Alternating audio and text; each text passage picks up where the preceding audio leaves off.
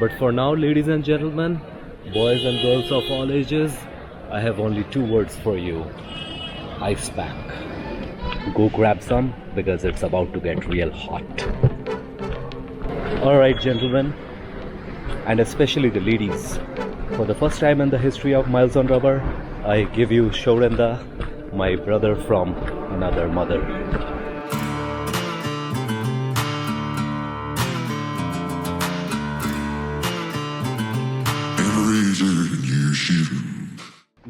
Gurudev, কি লাগছে কাকা?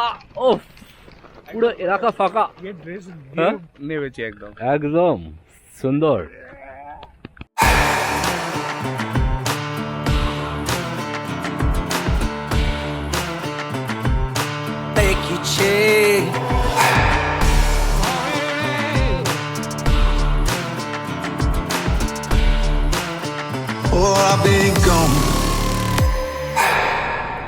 Shaurenda has channelized a lot of my pent-up energies into various good things in life and has made a very profound impact on my life since I met him.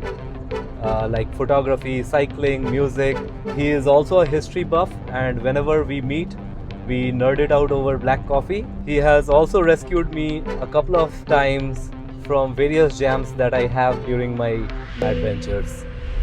So calling him my friend will be a massive understatement. To me, he is the textbook definition of a friend, philosopher and guide. So let's just call him the guru of good times. So that's Shaurenda for you. Destiny, oh I've been gone. Destiny, oh I've been gone. Destiny, oh I've been gone. So for now, let's go for some Sankat Mochan for the Mirzapur thing. This is our first stop for this trip, and if it was not so obvious enough, we are in Namaboli jerseys or Namaboli kurtas, which is our uniform for Kumbh and Maha Kumbh, correct. And now let's do some Sankat Motion for Mirzapur. I mean, it's in Raniganj, right on the highway. This litti, it's completely soaked in ghee, and then it is served with a nice mashed potato which is called chokha, and served with some love. You're looking at me so cold. Get over yourself, are you for real?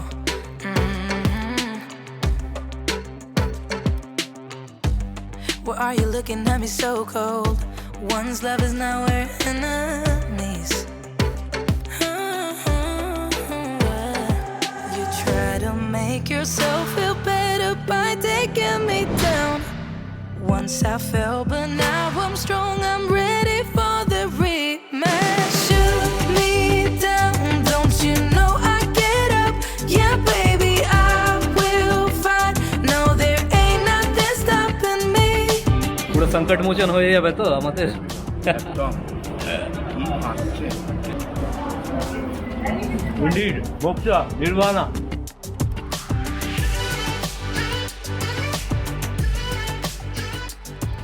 So when we were younger, things were a little simpler, but now there is a tendency of analysis paralysis which is creeping in. It's kind of a paradox of choice. Anyway, to mitigate the risk of between Hazaribagh and Mirzapur, we are choosing the lesser of the two evils, which is crossing Mirzapur in the wee hours of the night. And if you're wondering why we chose Mirzapur, it's because they don't throw stones at cars. They just shoot people. And at least our car will be safe. And speaking of the car, introducing Harry.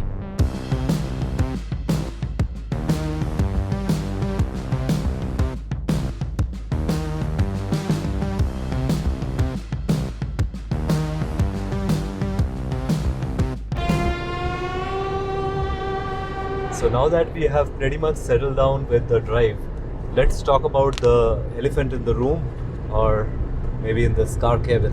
What's the plan right now? Plan is simple. We are going to drive on this highway till we hit Prayagraj, and on the way we will also take a quick deep dive on the history of the Maha Kumbh. Please take some rest. Okay, so That was Shoranda's dash cam asking him to take some rest, which we will definitely take. But a good way to start is to take a look at this historic highway for this journey. We are currently cruising through Sadak-e-Azam, which was made by Sher Shah Suri, more popularly known as the Grand Trunk Road. Now we all know that, but this road had existed even prior to that. If we turn to the pages of old Buddhist texts or manuscripts, this road actually existed in the 5th century also. There have been mentions about it, and it was known as Uttar Path.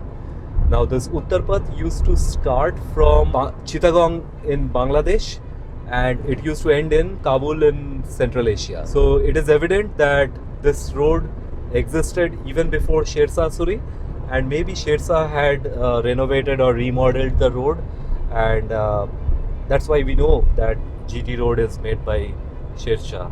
Back in my day, this road was known as NH2, but right now, after the Golden Quadrilateral project by Atal Bihari Vajpayee ji, this road is now known as NH19. But yeah, that's a quick trivia that I wanted to share with you guys here.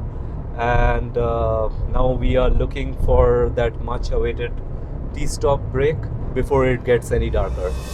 In life, we all embark on journeys. Some journeys take us across expansive highways, metaphorical mountain ranges, challenging us with their endless stretches, unexpected detours, and uncertain territories. And just like an epic track across formidable, unfamiliar terrain, filmmaking is a journey, a thrilling expedition filled with its own ups and downs. Our project starts even before the journey with a vision, but it's not always about reaching the final cut. It's about the lessons we learn, the obstacles we overcome, and the joy on the way. Obstacles are faced with unwavering determination as each scene brings us closer to our goal. We persist, we adapt, we grow.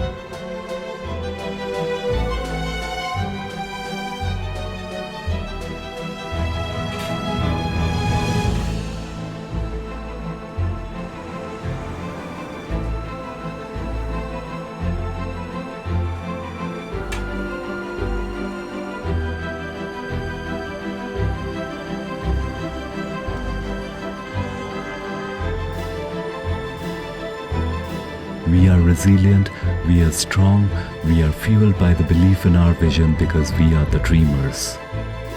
And we realize that the most incredible films, just like our journeys, often start with a microphone problem. So it got dark really quick, and after the T-stop, I secured the best spot in the car. Right over here. Alright, let's spare ourselves from this agony uncle. We have crossed the halfway mark. Energy is running low, but morale surprisingly high. And of course it was about time I reclaimed my throne. After hours of passive observation in a taxi, in an airplane, and warming the co-pilot seat for God knows how many hours, it felt great to be back in my domain. Sliding behind the wheel gave an immediate surge of familiarity. Driver's seat, windows cracked, playlist queued, caffeine in one hand, mild existential dread in the other. Ladies and gentlemen, I am in my element. The road ahead was bumpy, but with each mile, I was reminded that the journey is as elegant as the destination. While crossing Chowparan, a spongy, syrup-soaked delight beckoned. So somewhere in the middle of somewhere, pulled over at a shady little sweet shop. No hygiene ratings, no Instagram handle. Just a guy who looked like he has been dunking Rasgulla in rabdi since the Mughal Empire.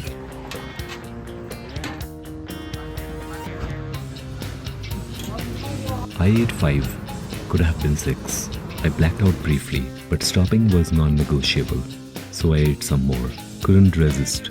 18 hours on the road, a little sugar therapy seemed necessary. And yeah, feel free to judge me if you want. After all that soft, creamy redemption, curiosity, and not just hunger, led us to a roadside dhaba near Aurangabad, where the air was thick with the aroma of spices and diesel. No frills, no QR codes, just food that wraps you in a warm, greasy hug. Oh, and did I mention that it was cashew curry? Now don't judge what you are about to see. So as the night draped over us, the confines of the car transformed into a makeshift sanctuary. Backpacks became pillows, jackets served as blankets, and the backseat morphed into a bed. So this is going to be our bed for the night, and this is where we A masterclass in middle-aged compromise. This, my friends, is the 5-star suite of road trips. Backseat folded, 2 backpacks, and a towel that's been repurposed way too many times.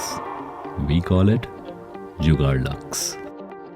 Folded limbs, hoodie as a pillow, and a roll of tissue paper that has seen things. It wasn't luxury, but it was enough. Slept for 2 hours straight. No guns, no goons. But Mirzapur greeted us with a shroud of fog, rendering the familiar unfamiliar. We did make it past Hazaribagh without breaking a sweat. But after entering Mirzapur, there are no guns or goons, but there is a dense layer of fog, as if like the Qaleen Bhaiya of Mirzapur fame has laid out his Qaleen of fog over here. We have been trying to figure out our way through this fog, but it has not gave us any respite for the last 3-4 hours, if not 5. I was taking rest in this makeshift bed, which was pretty much like a bedroom. I slept for 2 hours when he was battling out the trucks, as there was a huge truck traffic Sasaram onwards. Distance remaining is another 86 kilometers, hoping to reach as fast as possible, get some rest, and then begin our Kumbh exploration. Ah, the sweet naivete of a traveler's optimism. Prayagraj came at us like a scene out of a Noah film. As we rolled into the city, wrapped in fog, chaos, and a smell of burning tires, it became evident that the universe had other plans. The city, pulsating with the anticipation for Makar Sankranti, the grand opening of the Maha Kumbh, had transformed into a pedestrian-only paradise. A 10-kilometer perimeter control, a vehicular no-go zone enforced by the vigilant cops, ensuring that only those on foot could enter the city. Navigating this bureaucratic ballet, we gleaned from a local sage about a potential backdoor. At this point, I wasn't sure if we were entering Jhosi or being slowly digested by it. This isn't a road trip, it's survival cosplay. A path less traveled, possibly because it flirted with the boundaries of legality and common sense. Embracing our inner outlaws, we ventured into the unknown. But hey, what's an adventure without a hint of risk? Fortune, it seemed, had a soft spot for the audacious. An unmanned pontoon bridge emerged from the mist, a serendipitous gateway into the heart of the Maha Kumbh. Alright, so we finally made it to the Ganga Sangam, and we have just parked ourselves in the Mela campus. The plan right now is to wait and maybe take some views of the Sangam, but it has been hell of a ride, and we are going to take a quick look around and collect the holy water before it becomes too murky, and possibly after that we will be going to the hotel. Oh, it's super cold. Almost evidently, if not certainly. I'm sure you guys might be wondering what the temperature of the water would be right now. Let me find that for you.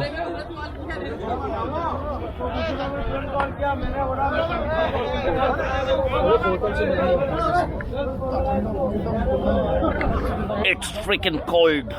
চলো দাও একটা বোতল আমাকে দাও, তুমি একটা বোতল নাও। ও তুমি যেখানেই যাবে তাই একই সিন। যাওয়ার অপশন, হ্যাঁ ওইদিকে যাওয়ার অপশন নেই, কিন্তু কাউকে যদি বলে করা যায়। ওখানে দেখো একটা ছেলে, ওকে একবার গিয়ে বলি। उधर से भाई नहीं हो रहा है. अच्छा ठीक है. Thank you भैया. Shorinda has sampled some holy water before it gets too murky, but it looks pretty nice. Bisleri. It will settle down. So we have to just wait up till we get to our check-in time, and maybe in the next episode we will be exploring this Kumbh Mela area, and be also heading towards all the akhadas where the sadhus and the saints are camping. Now that we have got the first glimpse of the Ganga, I think this is the time we should end this. The story can end here, but it should not. Because Houston, we have a problem. It was a moment of pure, unadulterated connection. Short-lived, of course. Authorities, unimpressed by our impromptu pilgrimage, promptly showed us the door. So the police have blocked all the roads from a radius of 10 kilometers almost. We are waiting for our contact to come and pick us up from here. Possibly we will be able to make it, but let's see how it goes. Yet in a twist of cosmic irony, our ejection landed us near Tinkonia Sabji Mandi, conveniently close to our intended refuge. Sir ji, ये हमारा hotel इधर, ये हमारा एक hotel book किया था, वो इधर है, ये माधवपुर सब्जी मंडी के पास बता रहा है. सब्जी मंडी. हाँ. देखिए वहाँ तक गाड़ी ऐसी जा नहीं पाएगी भाई. गाड़ी यहीं पार्क कर लीजिए, भले जाना आप चल जाइए वहाँ पे, चल जाइए. होटल में तो हम लोग गाड़ी लगा ही देंगे वहाँ पे. वहाँ कहीं पार्किंग का स्थल नहीं है. And here we are, two guys in a car, stuck between time and tradition. Hello. हाँ जी विकास जी, ये अभी मैं एकदम आपके यहाँ पे नजदीकी पहुँच गया हूँ. 6 मिनट का डिस्टेंस बता रहा है, बट यहाँ पे ये एक जो रेलवे का पुलिया है ना, तो उधर वो लोग रोक रहे हैं, उधर से और आगे बढ़ने नहीं दे रहे हैं. So we did the only thing two confused, sleep-deprived men could do. We called someone who knows a guy, and in India, if you know a guy, you know God.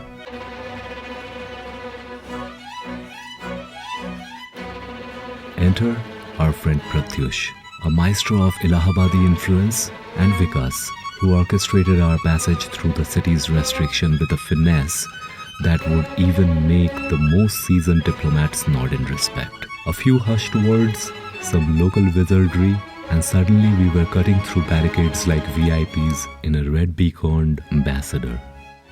Vikas turned this ordeal into a masterclass in jugaad, the sublime art of Indian improvisation, reaffirming that connections often pave the way where roads do not. What followed was what any clueless outsiders would do. Look for the perfect payoff for making it through the fog, the fatigue, the flip of a coin, Maha Kumbh planning. So thus came the kachori, the breakfast of the champions at a roadside stall. Hot, flaky, unapologetically oily, just the way I like my victories. Fresh off the oil, straight into the artery. At this point, my body is 40% deep fried dough and 60% ambition.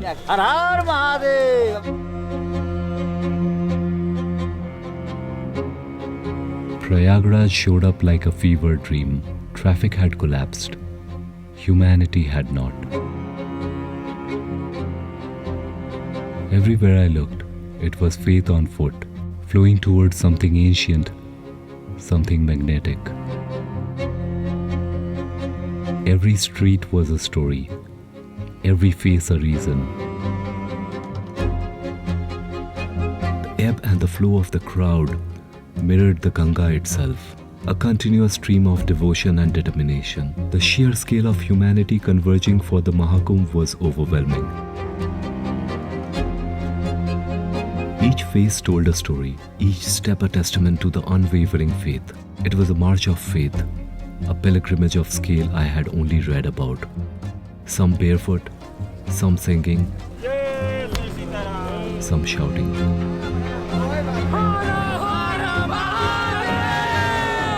All moving like they are headed to something bigger than all of us.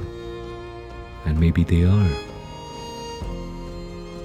This journey, a tapestry woven with threads of unforeseen challenges and random turn of events, epitomize the essence of the Maha Kumbh. A confluence not just of rivers, but of experiences, faith, and the beautifully unpredictable rhythms of life. As we watched the footfall rise, thousands marching to the same call, I realized this was no longer just a road trip. Our journey to the Maha Kumbh is as transformative as the event itself. Each mile traveled, each obstacle overcome, added depth to this travel. As we stand on the cusp of this grand gathering, it's evident that the road here was not just a path, but a preparation, a prelude to the spiritual immersion that awaits. But उसके लिए बहुत बड़ी journey है. Little bit long. So what makes you come to the Maha Kumbh over here? I saw it in a magazine like when I was a kid. I'm 50 now, so it was many years ago. Right. I read a little bit about it and say, oh, I want to come once in my life. Oh, And now I'm here. wow, that's like a full circle, right? The Maha Kumbh does not begin at the ghat. It begins with the first step, the first story, the first stranger you meet on the way. And now that we have arrived, it's time to put the cameras down and soak in the madness, but only for a moment. Because the real story, the Maha Kumbh itself, that will be a tale for another day. Now that we have got the first glimpse of the Ganga, I think this is the time we should end this.